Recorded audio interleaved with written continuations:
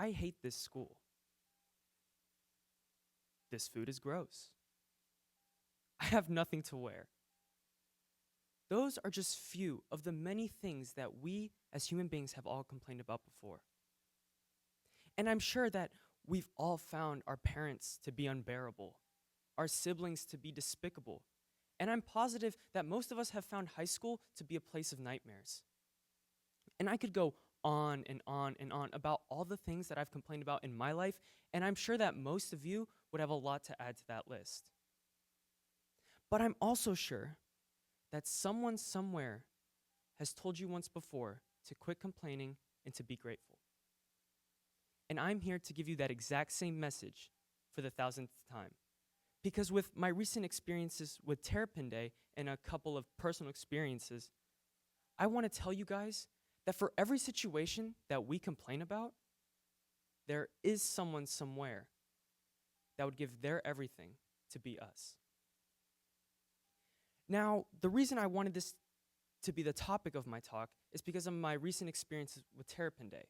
And for those of you that don't know what Terrapin Day is, it's basically a day where our whole school, every level at Tampa Prep, we take a day and we go out and give back to the community that has so graciously given to us.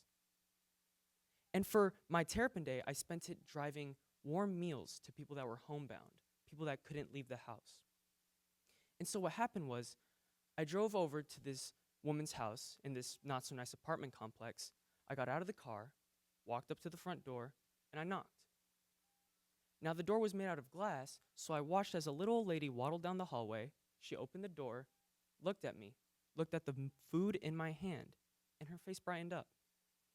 Now her face lit up because she was depending on that meal to get her through the rest of the day.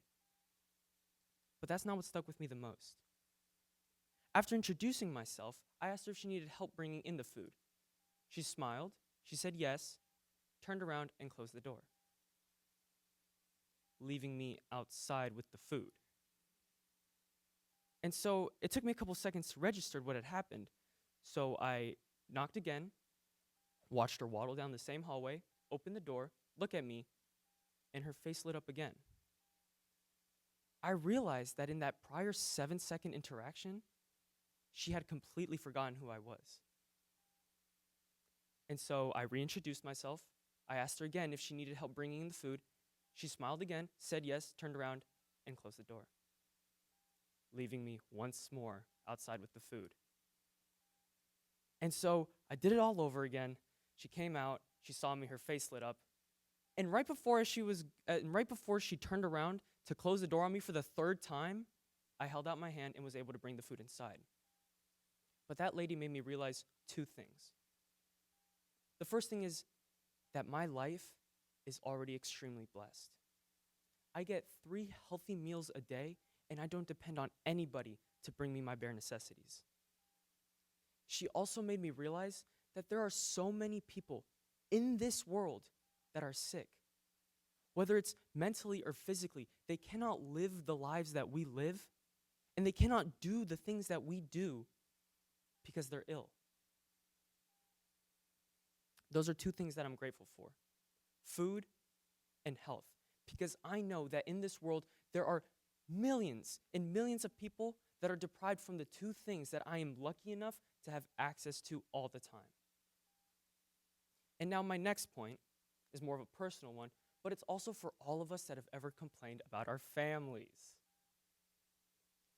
You see, I used to complain about my family whenever they made me upset or frustrated. But that was up until, I'd say, 5 years ago when I was in Colombia. You see, what happened was, I was walking around this sector of Colombia known as District 13. Now, District 13 was this district in Colombia that was war-torn between a terrorist group and Colombia's national government. And as I was walking around this district, I saw a playground. And in this playground, there was a man sitting on a bench.